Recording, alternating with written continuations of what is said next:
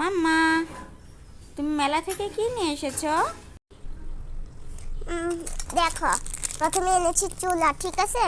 তারপর এই দেখো কড়াই, তারপর এই যে এটা রুটি যে ভাজে, তারপর এই দেখো ঢাকনা, এই যে বড় ঢাকনা এটার, তারপর কলস, বটি, এটার মধ্যে আমি কাটি, তারপর এই দেখো এটার মধ্যে ইয়া করি ধান বাটি, তারপর এই দেখো পাতিল, এই যে পাতিলগুলো, তারপর এই যে এই দেখো এটাও একটা পাতিল, এই দেখো ডাল ঘুটনি,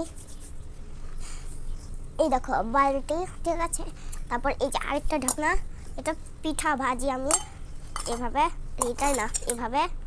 তারপর এই যে পাংখা, খুব বাতাসও লাগে আমার। এই সব কিনেছি আমি, আর আমার দাদা কিনেছে ট্রেন। বাই বাই, আল্লাহ হাফেজ।